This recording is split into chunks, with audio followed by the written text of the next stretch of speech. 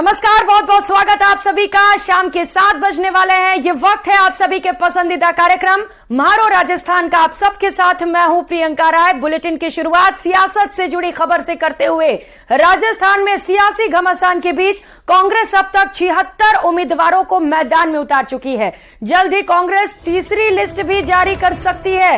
ये संभावना जताई जा रही है कि कांग्रेस भी आज तीसरी लिस्ट ला सकती है। अब तक आए नामों को देखते से यह स्पष्ट होता है कि पार्टी चुनाव जीतने के सारे समीकरण साधने की कोशिश में लगी है।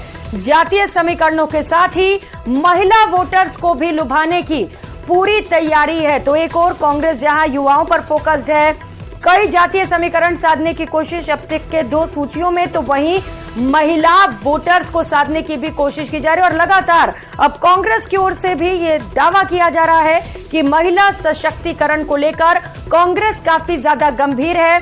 और अब तक जो लिस्ट सामने आए उनमें कई महिला कैंडिडेट्स पर पार्टी ने भरोसा भी जताया, उन्हें चुनावी मैदान में उतारा गया। ऐसे में कहा जा रहा है कि हर खास समीकरण को साधने की कोशिश कांग्रेस की ओर से की जा रही है, फिर चाहे वो युवा वर्ग हो या फिर अलग अलग जाति हो या फिर महिला, क्योंकि महिला वोटर्स राजस्थान में काफी ज्यादा हैं। ऐसे में हर एक वोट मायने रखता है।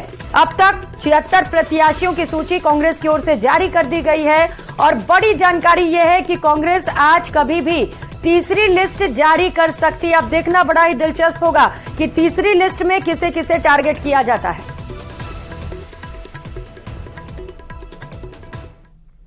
तो वही राजस्थान बीजेपी की तीसरी सूची की कवायद भी तेज हो चुकी है। 25 अक्टूबर को बीजेपी कोर ग्रुप की बैठक होगी। बैठक में उम्मीदवारों के नाम पर मंथन होगा। कोर ग्रुप के बाद 26 या 27 को सीईसी की बैठक होगी। केंद्रीय चुनाव की यह बैठक होगी और सीईसी की बैठक में उम्मीदवारों के नाम पर मुहर लगा ली जाएगी। बीजेपी ने अब तक 124 उम्मीदवारों की घोषणा कर दी है। अभी भी 76 सीटों पर उम्मीदवारों की घोषणा बाकी है और माना जा रहा है कि जब सीईसी की बैठक होगी उसके बाद कभी भी बीजेपी की ओर से भी तीसरी लिस्ट जारी की जा सकती है। तो लगातार दोनों ही पार्टियों की ओर से चिंतन और मंथन का दौर जारी। अब देखना है कि कब तक बीजेपी की तीसरी लिस्ट सामने आती है।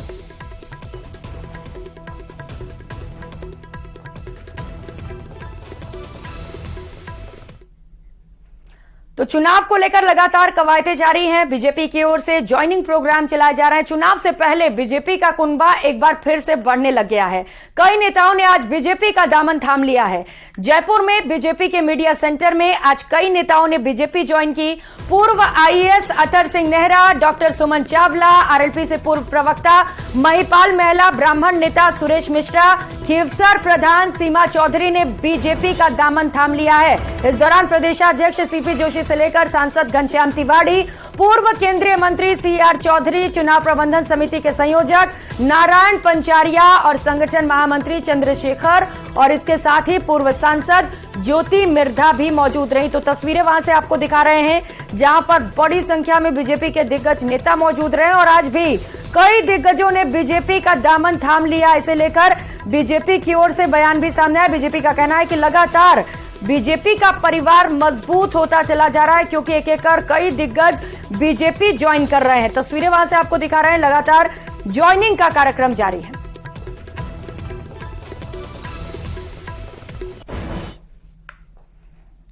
का विश्वास और राजस्थान की जनता का विश्वास भारतीय जनता पार्टी के प्रति है, नरेंद्र मोदी जी के कुशल नेतृत्व में है।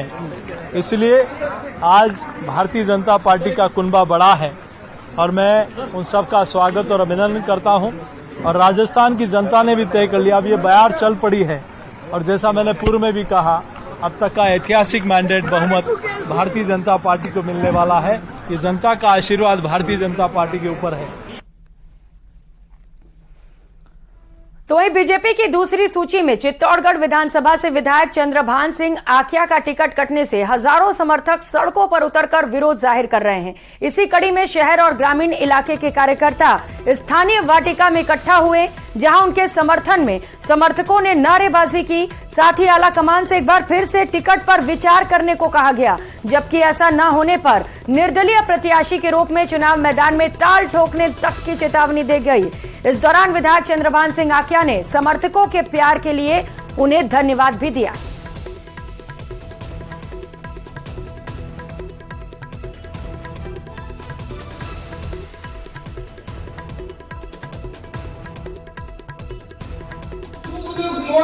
ग्राम सभा या कोई भी कार्यक्रम होगा रात अगर 2 बजे में कार्यकर्ता कड़ी फोन किलो होगा कड़ी थाना में मैंने दारू में होगा तो रात 2 बजे 3 बजे भी थाना में जाऊंगा दारू दे दो कार्यकर्ता के वास्ते और वास्तव में बड़ा कार्यकर्ता ने गरीब लोग स्नेह और प्यार में मिलो है वास्तव में वो विश्वास भी नहीं कर सकूं कि आप सब लोगों को तो अपना स्नेह और प्रेम है हम लोगों को दबाया जाएगा, हमें परेशान किया जाएगा। अगर 3 गोली में चैन हो गया तो कोई बात नहीं हुआ तो कांग्रेस दबाएगी, बीजेपी दबाएगी, परंतु ये कार्यकर्ता चंद्रमान सिंह का दबने वाला नहीं है। आज क्षेत्रों में संकट है, गांवों में संकट है, इसका जवाब आपको देना पड़ेगा। 1 महीना भी भगत सिंह जी ने कहा है, मैं आपसे अपेक्षा करता हूं आपको निश्चित तौर से अगर 1 महीना दे तो हाँ करें, अगर नहीं दे तो इस आदमी को इस घंटे में मौजूदा विधायक अशोक लाहोटी का टिकट कटने पर वैश्य महासभा और माहेश्वरी समाज ने विरोध जताया। माहेश्वरी स्कूल में आयोजित बैठक में कमेटी ने बीजेपी को फैसले पर पुनर्विचार करने का अनुरोध किया। साथ ही समाज के पदाधिकारियों ने पार्टी को वैश्य समाज की अनदेखी करने पर चुनाव में इसका अंजाम भुगतने की भी चेतावनी दी।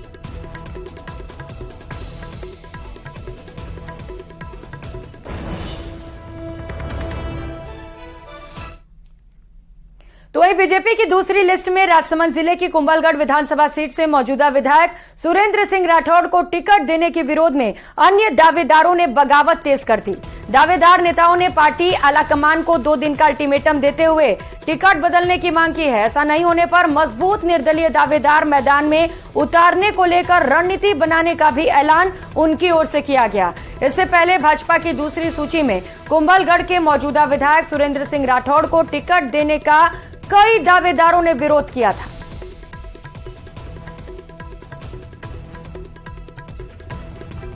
नेतृत्व और जो भी इस बार जो कार्य कर रहा है वो कांग्रेस के पक्ष में कार्य कर रहा है, न कि भाजपा के पक्ष में कार्य कर रहा है। सभी विधानसभा की उन्होंने खटिया खड़ी कर दी है, सभी जगह विरोधाभास हो रहे हैं। मेरा ये मानना है कि जो भी ये निर्णय करने वाले हैं इन्होंने धरती पर जो सर्वे कराया उसको देखा तक नहीं और इसका खामियाजा शीर्ष नेतृत्व को भुगतना पड़ेगा। तो वहीं किशनगढ़ विधानसभा चुनाव को लेकर गुर्जर समाज की पंचायत गुर्जर समाज तैयार करेगा, चुनावी रणनीति बनाई जाएगी। गुर्जर समाज के महासचिव राम स्वरूप भड़ाना ने यह बड़ी जानकारी साझा की है। विधानसभा में प्रत्याशी बनाने सहित कई मुद्दों पर चर्चा की जाएगी। बैठक को लेकर गुर्जर समाज ने तैयारियां भी शुरू कर दी। तो किशनगढ़ विधानसभा चुनाव को लेकर गुर्जर समाज की पंचायत होने वाली है, बड़ी रणनीति तैयार की जाएगी। प्रत्याशी बनाने सहित कई अहम मुद्दों पर इस बैठक के जरिए चर्चा की जाएगी। खास रणनीति चुनावों को लेकर तैयार की जानी है।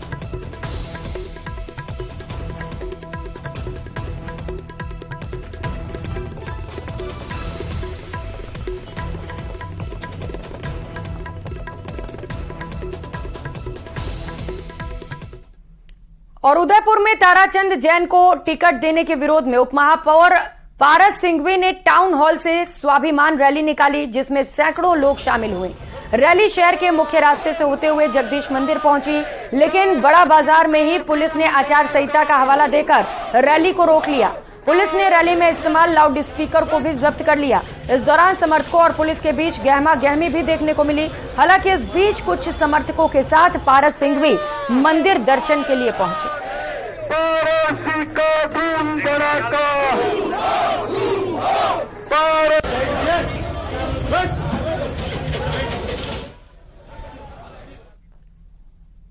और दौसा के महवा से बड़ी खबर है। निर्दलीय विधायक को कांग्रेस पार्टी से टिकट मिलने के बाद कार्यकर्ताओं में भारी आक्रोश है।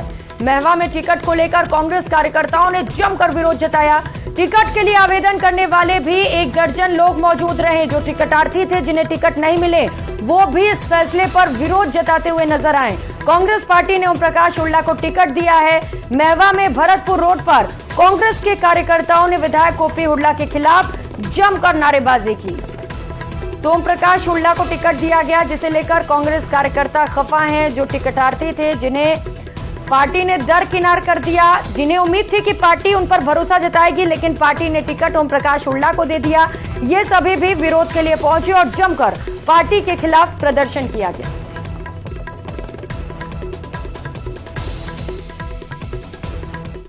उधर श्रीगंगानगर में टिकट कटने से नाराज बीजेपी नेता विनीता आहूजा ने निर्दलीय चुनाव लड़ने का ऐलान कर दिया, जिसकी जानकारी उन्होंने एक प्रेस कॉन्फ्रेंस में दी।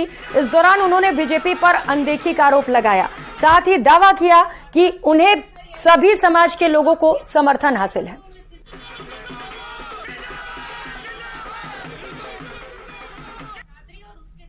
क्या कहेंगे? मैं इसे दायित्व के रूप में लेती हूँ और मैं इस समय भी ये कहना चाहूंगी, जिस सेवा से मैं पिछले 30 साल से जुड़ी हूँ आम जन के साथ, और जनता मेरे साथ है, मैं उसी शिद्दत से सेवा में जुड़ी रहूंगी। आज एक कोर कमेटी ने जो निर्णय लिया है वो ये है कि अगर कांग्रेस बरोड़ा समाज को टिकट देती है तो आप चुनाव नहीं लड़ेंगी, तो क्या आप उस कैंडिडेट के साथ जाएंगी? देखो, अगर मैं आम जन और सभी के कार्यकर्ताओं के साथ समाज और परिवार के उस पे आई हूँ प्रोत्साहन पे, तो ये मेरा दायित्व बनता है कि मैं अपने समाज, परिवार और कार्यकर्ताओं के साथ उन्हीं के अनुसार चलूं। तो जो कांग्रेस के अरोड़ा समाज के अंकुर मिगलानी टिकट की दौड़ में है, अगर उन्हें टिकट नहीं मिलता है तो क्या वो आपके साथ लगेंगे? ऐसा क्योंकि वो जिलाध्यक्ष भी है कांग्रेस के। ऐसा समिति ने उनके साथ अपना विचार विमर्श करके ही निर्णय लिया होगा ना। मेरा सीधा। तो वहीं अलवर की मुंडावर विधानसभा सीट से टिकट न मिलने से खफा महिला कांग्रेस सेवा दल प्रदेश अध्यक्ष डॉक्टर अंजलि यादव ने पार्टी पर भेदभाव का आरोप लगाते हुए मुंडावर से चुनाव लड़ने का ऐलान कर दिया। दरअसल इस सीट से कांग्रेस ने ललित यादव को टिकट दिया है। दरअसल ये टिकट न मिलने से खफा हैं। अंजलि यादव ने सैकड़ों कार्यकर्ताओं के साथ बैठक की, जिसमें उन्होंने चुनाव लड़ने का फैसला किया है।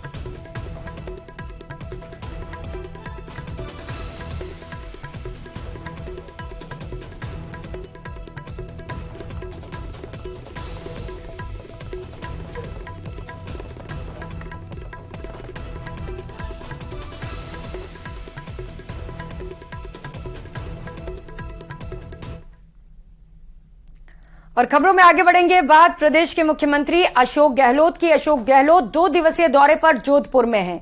76 उम्मीदवारों की लिस्ट जारी होने के बाद वो जोधपुर पहुंचे। मुख्यमंत्री ने चुनाव प्रचार की कमान संभालने के साथ ही जनसंपर्क भी शुरू कर दिया है। मुख्यमंत्री अशोक गहलोत जानते हैं कि जनसंपर्क कितना जरूरी होता है चुनाव में जीत के लिए। मुख्यमंत्री अशोक गहलोत सरदारपुरा के साथ सूरसागर विधानसभा में अगले 2 दिनों तक जनसंपर्क करेंगे। ग्राफिक्स के माध्यम से आप समझने की कोशिश करिए कि जनसंपर्क से क्या फायदे पहुंचेंगे। अपनी जमीन पर पहुंचने के बाद मुख्यमंत्री ने एक बार राजस्थान में फिर से सरकार रिपीट होने का दावा किया। साथ ही बीजेपी पर भी उन्होंने निशाना साधा।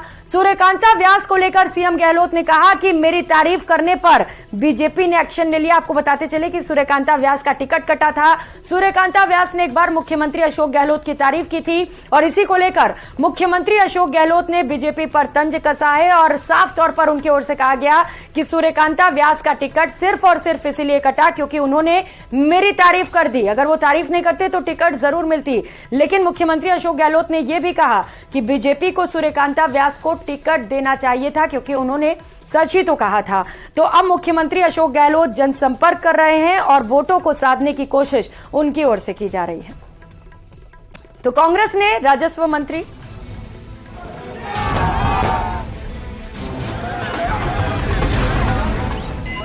राजस्थान के रण को फतेह करने के लिए मुख्यमंत्री गहलोत ने कमान संभाल ली है।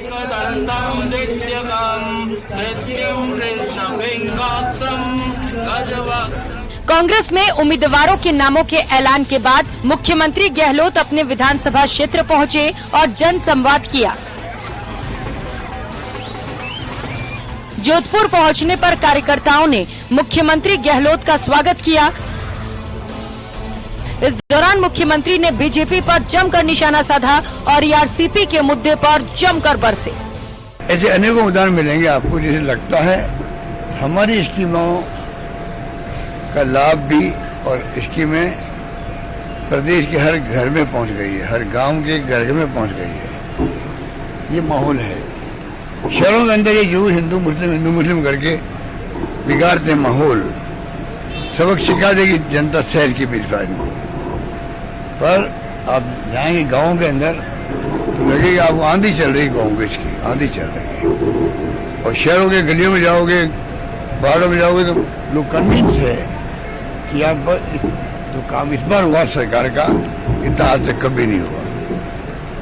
मैं फिर कहना चाहूंगा, उनके पास इतना इम्पोर्टेंट पोर्टफोलियो है, केंद्रीय मंत्री है, फिर तो राज्य मंत्री बना था, कैबिनेट में 4 मेरे पास हो, पर कैबिनेट मंत्री होता है।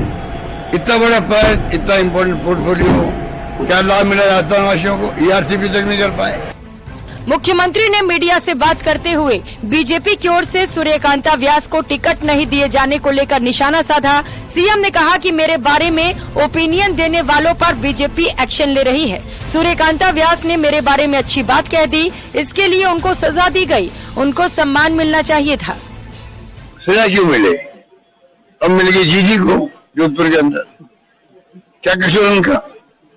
यही है, 2 बार कमेंट कर दी मेरे बारे में, मुझे आशीर्वाद दे दिया, अच्छी कमेंट कर दिए, इसके लिए पनिशमेंट मिलना चाहिए उनको, सम्मान तो मिलना चाहिए था उनको। सीएम ने इस बात की भी गारंटी दी कि यदि सरकार रिपीट होती है, मौजूदा सरकारी योजनाओं को और बेहतर बनाने की दिशा में काम किया जाएगा। इस दौरान मुख्यमंत्री ने जोधपुर की जनता से ये वादा भी लिया कि यदि उनकी इजाजत हो तो वे पूरे राजस्थान में प्रचार के लिए आगे बढ़ें।